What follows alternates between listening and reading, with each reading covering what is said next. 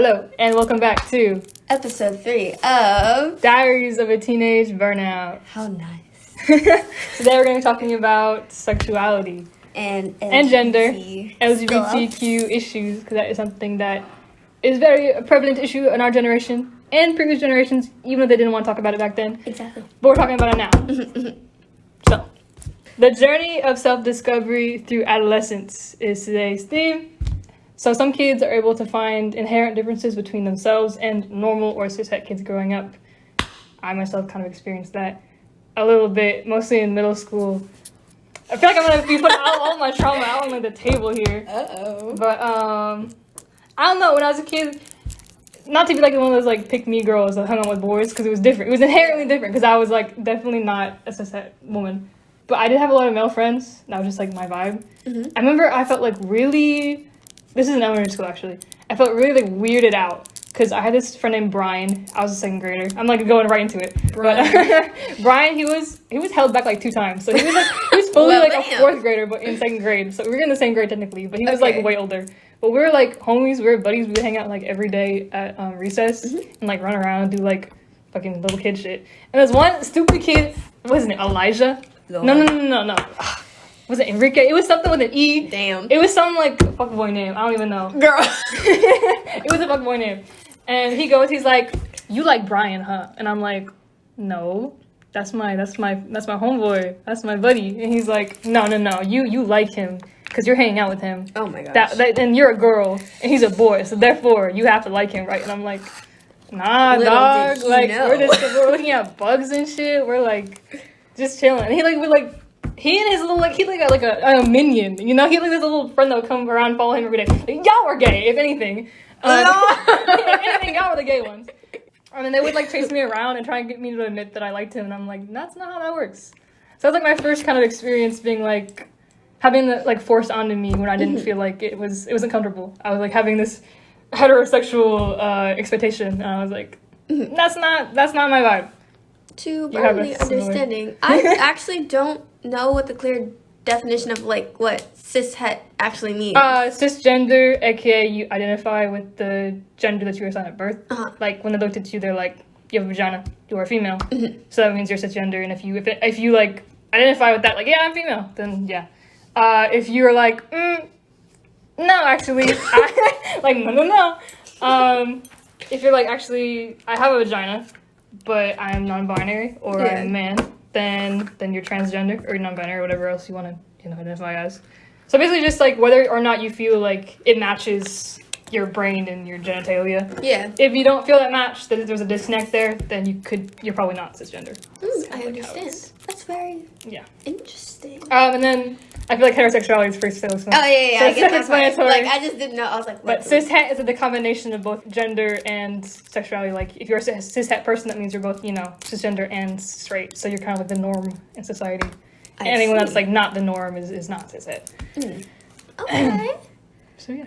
I feel like just gender norms are kind of forced onto you since birth. Like, literally, baby showers. Come on. True. Oh, my gosh. It's kind of ridiculous. And then they're starting fires in California, too. Like, all over gender. I'm telling you. Baby showers are, like, what's it called? The gender reveal parties are problematic. Stop doing this stuff and setting forests on fire in California.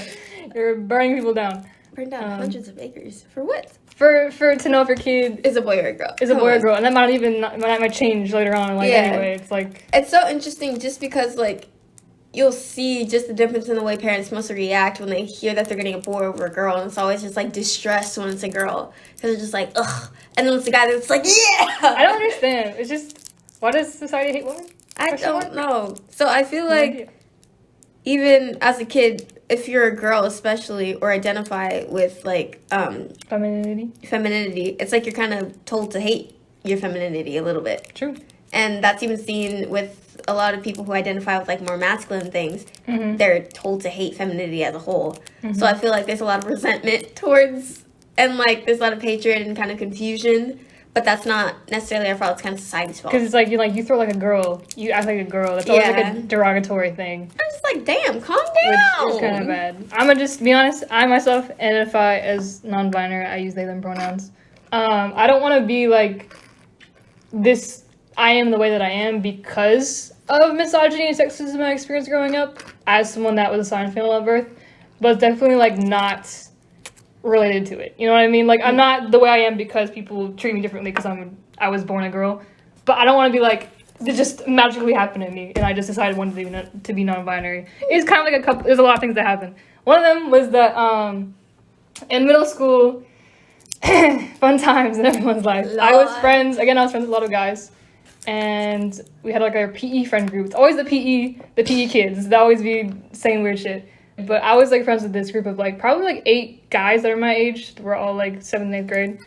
And then the way they would just talk about women, even though like, you know, it's not like I looked like a man, so they knew like I was not, you know, one of them. But they would kind of treat me like a dude anyway, because I was just hanging out with the dudes. So it was pretty cool for me, because I just felt like I was one of them. Mm-hmm. But they would still talk about women in a very, like, derogatory and objectification of women. And it just was kind of uncomfortable, because I was like... the worst thing is I would usually join in, too, because I just wanted to fit in. So I'd be like, yeah. And then, you know, I don't know my proudest moment, but it just kind of created this disconnect, because I'm like, this is how everyone I know views women, but look at me, like, I'm kind of there, like, that's what I thought, like, is that how they view me? Like, I was like, doesn't seem right, I don't want to be that image of how you see these people. So that's kind of when I started to, like, disconnect from my femininity, because I was like, I don't want to be objectified or sexualized, because how was I, 13? So that's kind of where, like, the gap kind of widened for me, and I was like, well, I don't know how comfortable I am identifying as that when I don't want to be perceived that way. So it was an awkward situation. Yeah, and one thing that I've noticed, especially with a lot of people who are like male presenting and wanting to experiment with like femininity and stuff, and a lot of people who are transitioning and stuff, when they think of the like stereotypical way that women are viewed, it's always hypersexualization. It's always very hypersexual, and they think being hyperfeminine is the same as overly sexualizing yourself. Yeah. And that is because I think our concepts of femininity are strictly through the male view.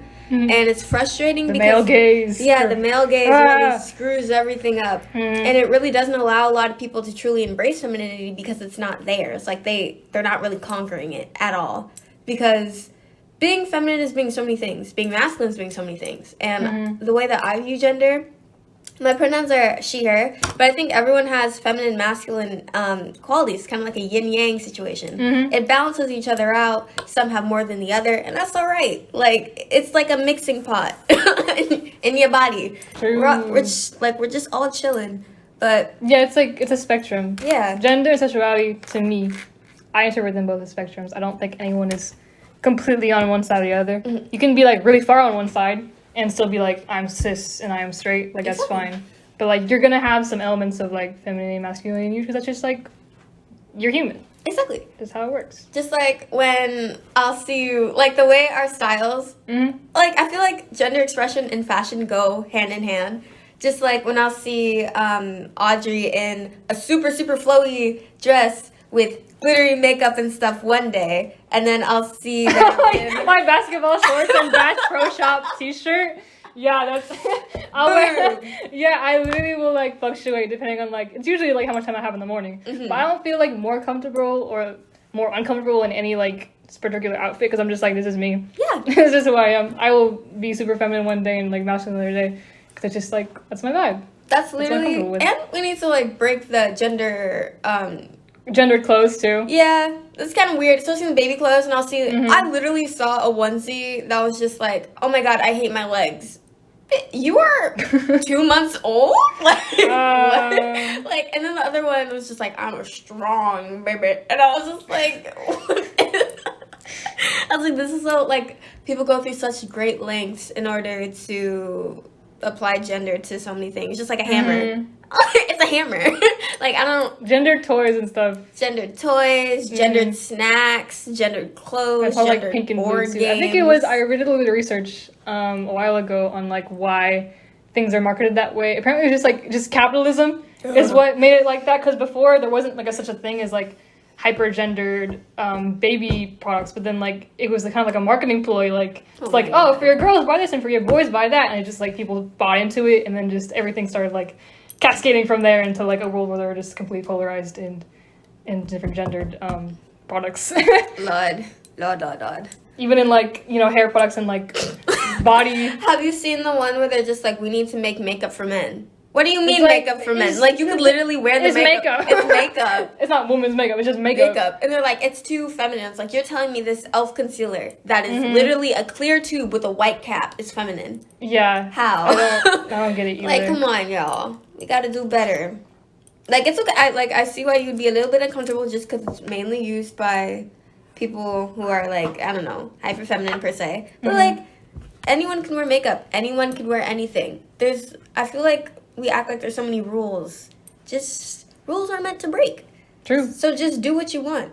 Rules change and like society's perceptions of things change. Right. Like right now I think we're in like a way more accepting place than we were, say, 20 years ago. You know what I mean? Yeah, I would have been exiled. Yeah, like my sibling tells me all the time, like being gay when they grew up in like the 2000s was like, it was way more, you wouldn't talk about it, you wouldn't like flaunt it. Whereas nowadays I see people like who are really proud to be who they are, and it's kind of a cool change. I think sometimes the attitudes towards like trans people are still kind of negative in general. I think we've become more accepting of like sexuality than we have of gender. I feel like just because people view one as more extreme than the other. Yeah.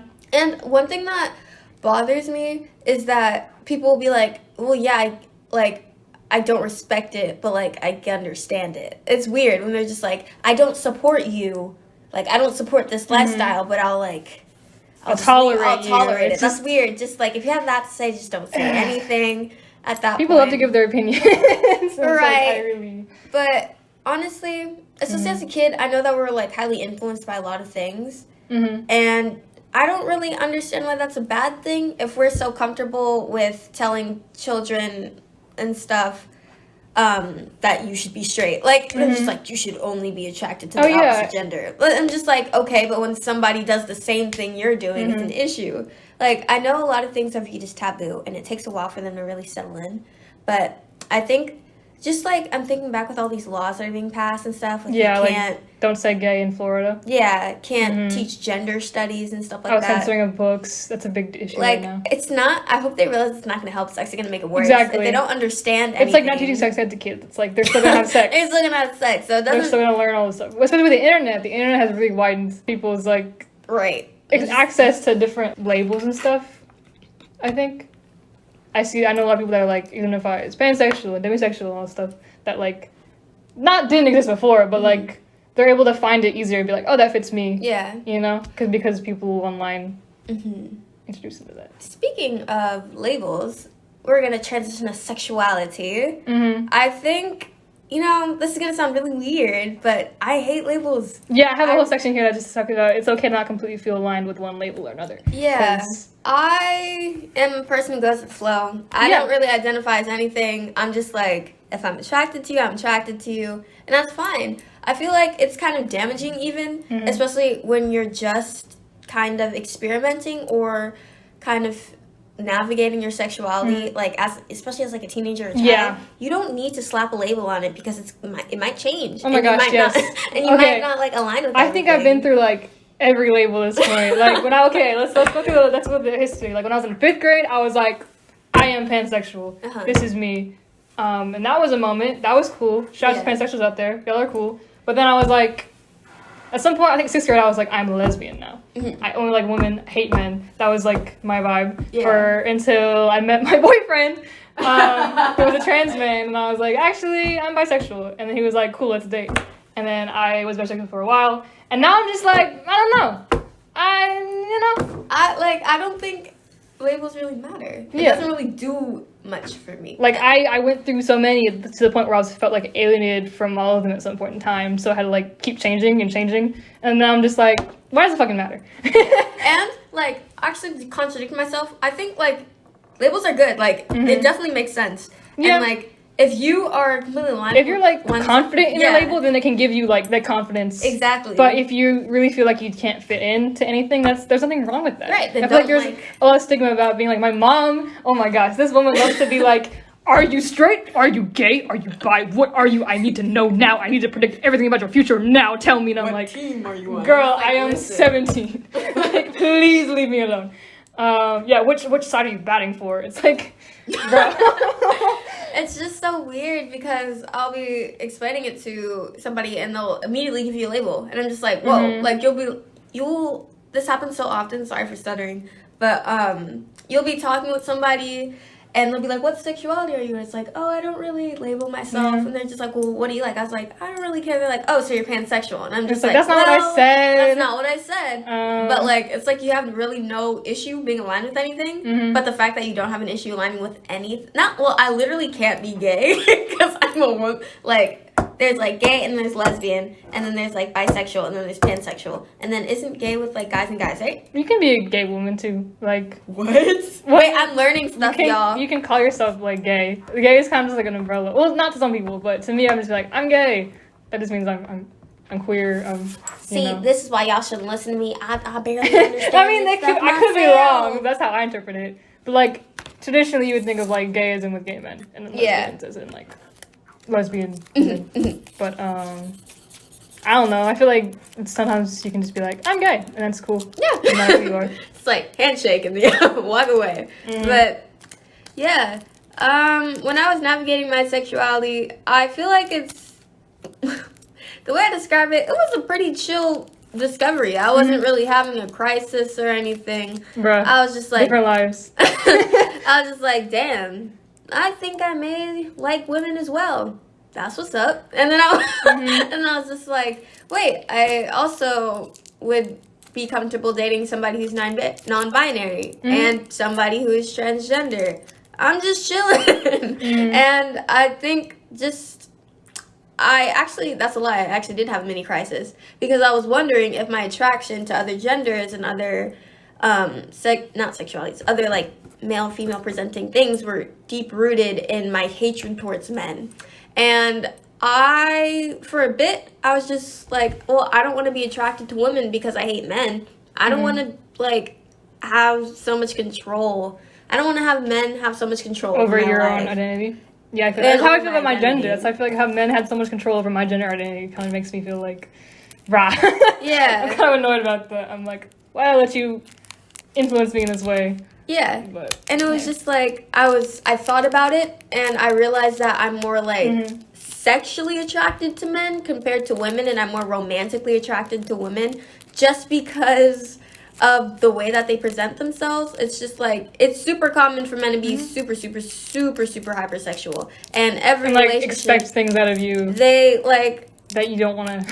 It's like when you interact with a guy quote unquote romantically, it's like they think the first thing that should happen is sex. Yeah. And they think that you interacting with them is supposed to be leading to a sexual encounter. Well, with women, I mean, this could, like, they can go hand in hand with, like, guys and girls and those in between. At least they're not as upfront about it. But usually women are just more in tune with each other, and it's not everything has to be sexual, and you can have genuine connections with people without feeling like there's this cloud of sex over you. Like, it's just like, wow, when is this person gonna expect something out of me? Because I feel like a lot of guys treat emotions as something that's interchangeable and something that is transactional. Yeah, transactional. And they're just like, yeah, if I give you this, you need to give me that. Yeah. So I'm just like, that's kind of gross. Yeah, I feel like you shouldn't be having those expectations because that will just lead to miscommunication and the downfall of that relationship. Really. Yeah, that's why I've been doing better now, like generalizing for everyone, because I know not everybody's like falls under these like guidelines and stereotypes out of my head. But I'm never wrong. So true, I am always right. I am always right. So I'm just chilling. Yeah, my coming out story was a lot more dramatic. New Year's tear involved. Like there was a whole episode. There was an opera. Yeah, actually, they made a musical out of it. Anyway, but I was 9 years old. I was in the 4th grade, and there was this girl that I was like totally in love with. As a 9-year-old, which whatever love means to children. But yeah, I was so down bad. I would like I would screenshot her like Instagram posts where her face was on it, and then I would make like At night? I would make collages. Like video maker collages like of her face and so like sad songs like you only need the light when it's getting low. I know the song the stars. I love it when you let her go. I like cry myself to sleep. I was like that horrendous over this girl who turned out to be a Trump supporter later in life. Oh my lord. Yeah. Anyway, we ignore so that. Many twists. But no, she was like she had her like lesbian phase, and then she ended up I don't know. Anyway.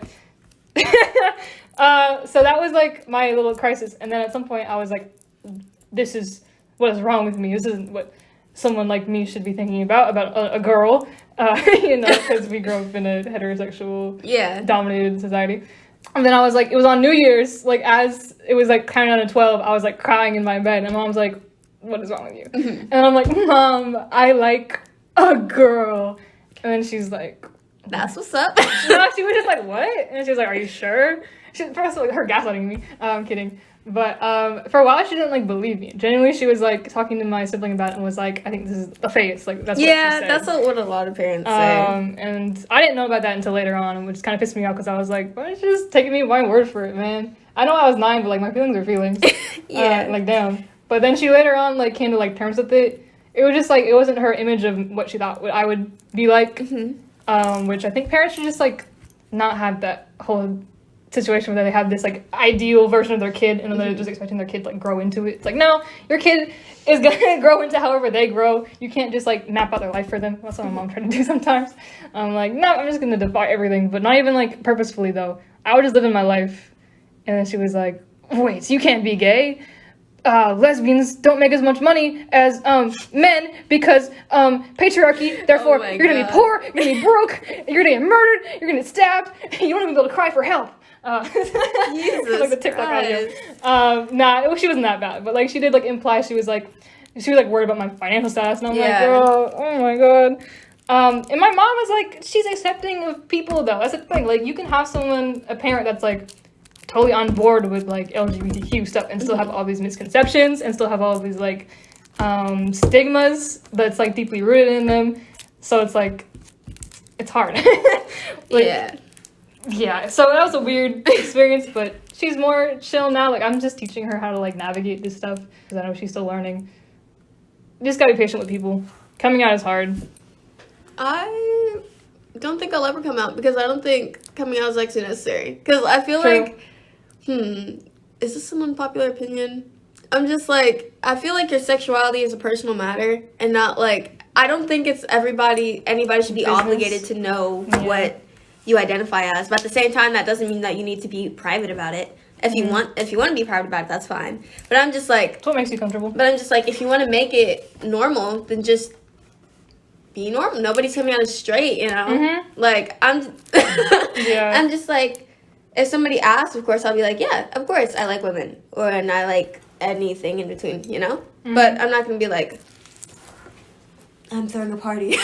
Yeah. Because that's, like, dangerous. Like, at least for me. Mm-hmm. I think it's because we have different, like, situations that I can't be as open about it as I would like to be.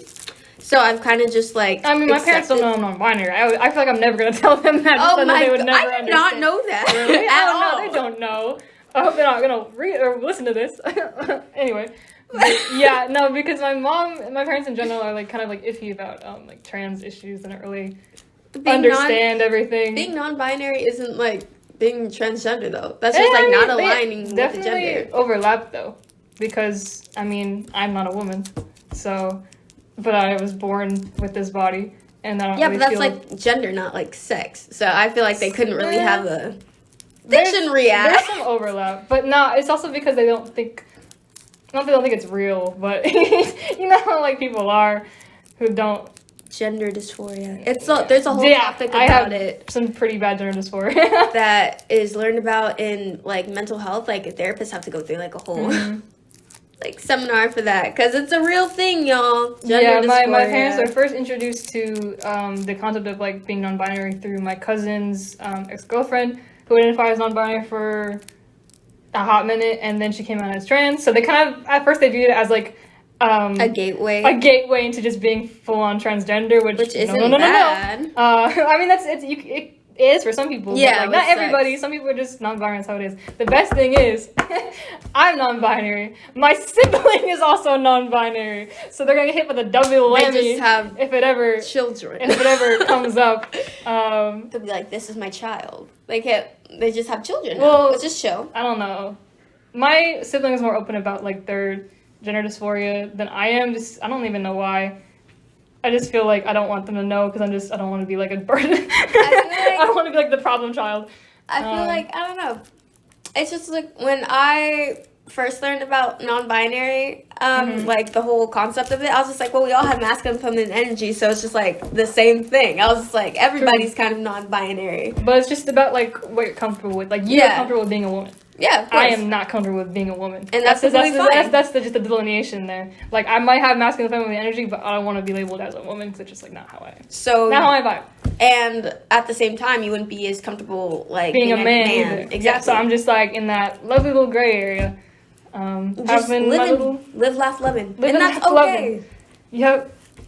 Yeah. You literally don't see. Maybe it's because I have like commitment issues and whatever, but like I just don't think you need to commit to anything, a gender, a sexuality, a label, or anything, because you don't need to. If you don't need to, sometimes it's comfortable for you to do that because you have like pride in your identity. Exactly. You have pride in being gay. You have pride in being lesbian. Pride in being trans. But yeah, it's like at the end of the day, it's not that serious. Like there's other things in life, like get that bag. You know, get your education. Yeah. Worry about that shit when it comes up. You know what I mean?